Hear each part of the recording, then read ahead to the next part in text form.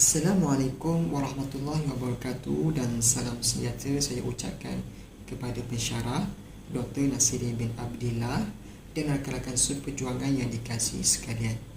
Baiklah, nama saya Muhammad Mustaqim Ayub. Okey, pada kali ini saya akan membentangkan kajian akhir iaitu mengenai mitos tempatan berserta aplikasi teori fungsional dan contoh-contoh relevan. Baiklah, dalam bahagian pengenalan ini saya akan menerangkan mengenai mitos. Menurut Kamus Dewan Perdana 1997 mendefinisikan mitos sebagai cerita zaman dahulu yang dianggap sebagai cerita benar atau dipercayai. Jamilah Ahmad 1991 menjelaskan lagi bahawa sastra lisan berbentuk cerita yang terdiri daripada penipu lara, cerita binatang, cerita jenaka, mitos dan legenda. Kamus Kesusastraan Terbitan Dewan Bahasa dan Pustaka 2015 menjelaskan definisi mitos adalah cerita rakyat yang bersifat prosa yang diasosiasikan dengan kepercayaan agama, memberikan pelakuan Tuhan dan para dewa atau makhluk dengan peristiwa yang dipercayai benar oleh masyarakat. Baiklah, seterusnya kita akan melihat pengertian teori mitos fungsional. Mitos yang terhasil itu memberikan satu pengajaran moral atau nilai yang boleh diteladani kepada khalayak masyarakat, membincangkan tingkah laku sosial masyarakat pada ketika itu yang menunjukkan reaksi atau tindak balas terhadap tindakan yang dibuat ke atas sesuatu perkara bagi mengelakkan sebarang kecelakaan ataupun malapetaka. Teori mitos fungsional juga berfungsi menunjukkan atau mewujudkan satu pengawalan sosial jika merujuk pada mitos-mitos yang terpilih, dan ia berperanan memastikan kestabilan dalam masyarakat tercapai dengan baik. Terdapat 4 penelitian kajian lepas yang diketengahkan oleh pengkaji dalam sorotan kajian lepas. Yang pertama, tajuk kajiannya adalah mengenai mitos dan legenda sebagai produk pelancongan di Malaysia, kajian kes Lembah Lenggong oleh Fatimah Hassan dan Hamid Muhammad Isa tahun 2014. Dan yang kedua, unsur mitos berdasarkan teks sastra Melayu tradisional oleh Nur Azimah Zakaria Mazharul Hassan Farah Humaira tahun 2019. Dan yang ketiga, mitos harimau dalam tradisi lisan masyarakat Kerinci di Jambi, Sumatera oleh Hibrasyah Osman, Ulul Azmi Zahid Ahmad dan Wan Muhammad Dasuki 2014. Dan yang terakhir adalah unsur mitos dalam teks Seuntaian Lisan di Lembangan Sungai Pengkalan Datu, Kelantan oleh Nur Muhammad Syahid tahun 2022. Dalam bahagian penyataan masalah, pengkaji mendapati bahawa kajian mengenai cerita mitos tempatan mengaplikasikan teori mitos fungsional belum diberikan fokus sepenuhnya secara khusus oleh para pengkaji. Pengkaji berharap dengan perkongsian ilmu ini dapat membuka mata masyarakat tentang kebaikan dan kepentingan cerita mitos ini yang mengandungi nilai pengajaran ikhtibar dan nasihat yang dapat membentuk kepribadian yang baik dalam diri kita.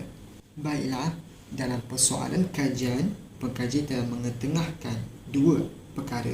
Yang pertama, apakah 4 buah cerita mitos tempatan yang menggunakan aplikasi teori mitos fungsional dan contoh-contoh yang relevan.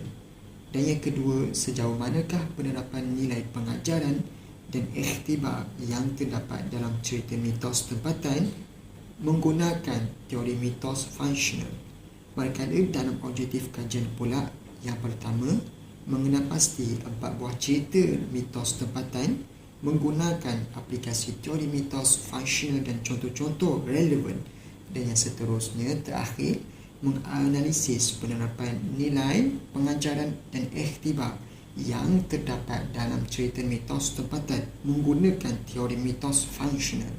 Batasan kajian 4 buah cerita mitos tempatan yang dikenal pasti oleh pengkaji iaitu yang pertama Manik Quran, dan yang kedua Lubuk Man Anjin, dan yang ketiga Ikan Tapah, dan yang seterusnya kewujudan batu gajah dengan mengaplikasikan teori mitos fungsional. Penceritaan ini telah dirakam pada tarikh 25 Mei 2022 dengan kerjasama daripada Puan Niazian binti Muhammad Noor untuk mendapatkan cerita-cerita mitos tempatan khususnya yang terdapat di negeri Perak. Kajian ini menggunakan teori fungsional untuk memperlihatkan mesej penyampaian dari setiap cerita mitos tempatan yang mempunyai elemen-elemen pengajaran moral dan tingkah laku sosial masyarakat. Dalam bahagian metodologi kajian, pengkaji memilih 4 kaedah.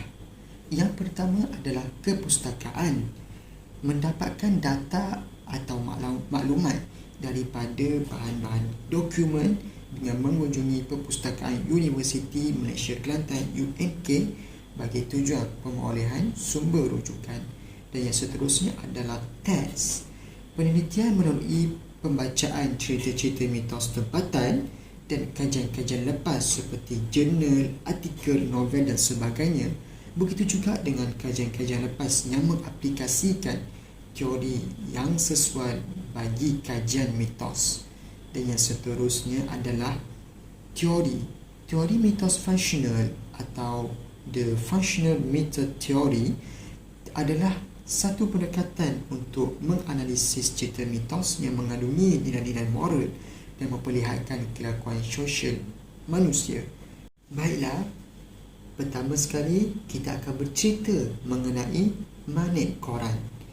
Penceritaan Manik Quran merupakan sebuah mitos yang disampaikan oleh nenek moyang dahulu tanpa ada asal usul penceritaannya. Penceritaan tersebut mempunyai mesej berbentuk nasihat, dorongan dan teguran buat masyarakat, khususnya ditujukan kepada anak-anak apabila meningkat dewasa. Gambaran visual dalam sesebuah penceritaan itu bagi mempengaruhi pemikiran kanak-kanak ketika itu, seperti mana yang kita melihat pada petikan 1, menggambarkan suatu yang perlu kanak-kanak berwaspada dan awasi dan berhati-hati apabila keluar bermain sehingga lewat pulang ke rumah pada masa yang telah ditetapkan oleh ibu ayah mereka. Pengajaran yang diperolehi daripada penceritaan tersebut bukanlah sekadar dijadikan bahan untuk menakut-nakutkan kanak-kanak, bahkan ia juga mendorong kanak-kanak untuk pulang ke rumah dengan lebih awal supaya ibu ayah mereka tidak berasa risau dan bimbang akan mereka. Risau jika ditimpa kecelakaan atau perkara yang malang berlaku. Perkembangan mitos ini juga dapat menyumbang kepada kemerosotan kes jenayah yang berlaku ke atas kanak-kanak seperti kes penculikan, rogol, pembunuhan dan sebagainya dapat dibantah segera. Baiklah, seterusnya adalah penceritaan Lubuk Man Anjin. Mitos Lubuk Man Anjin merujuk kepada sebuah nama tempat yang terletak di kawasan hulu Sungai Perak yang menceritakan seorang nelayan dan dia ditugaskan untuk mengutip hasil hutan di seberang Sungai Perak sebagai sumber pencarian rezekinya. Dia telah ditebangi oleh seekor anjing sebagai penunjuk arah ketika berlabuh di perairan. Penceritaan ini jelas memberikan gambaran violistik yang memiliki nilai-nilai moral dan pengajaran yang berbentuk didikan buat masyarakat di luar sana untuk memahami maksud penyampaian mesej yang cuba disampaikan melalui cerita Lubuk Man Anjin ini.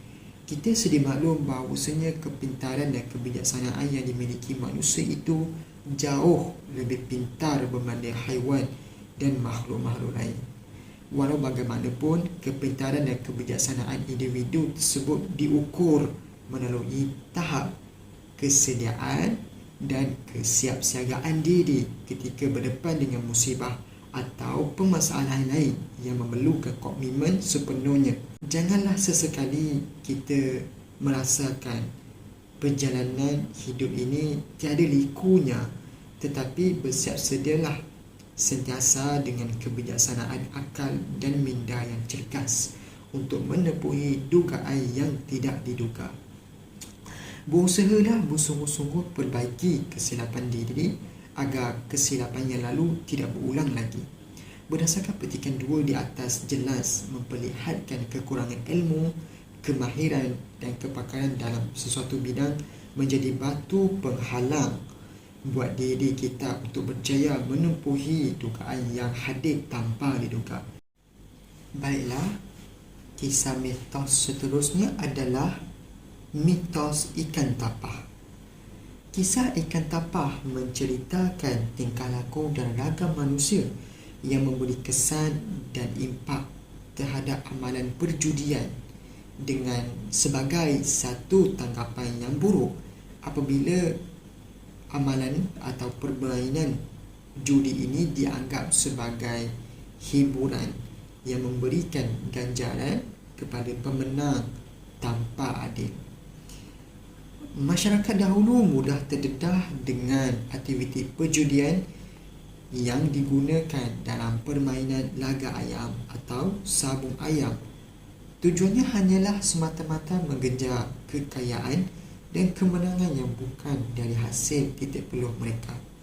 Walaupun amalan tersebut adalah haram di sisi Islam, namun isu perjudian ini tetap berluasa sehingga kini. Bertepatan pula dengan sandaran Rasulullah SAW dalam hadis yang berbunyi, Rasulullah SAW menegah daripada melaga-lagakan antara binatang ternakan.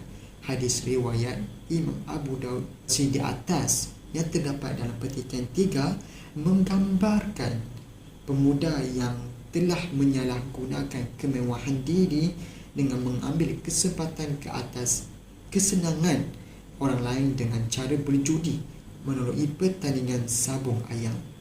Tambahan lagi, salah guna kemampuan yang diberikan oleh Allah kepada kita, misalnya digunakan bagi tujuan yang salah, maka ia tidak sesekali mendatangkan manfaat buat diri dan seluruh masyarakatnya. Kesimpulannya, secara keseluruhannya, naratif lisan ini merupakan satu wadah bacaan dan harwa telinga yang sesuai dijadikan panduan dan disiplin ilmu untuk mengenali ketinggian kebudayaan masyarakat dahulu dan kini.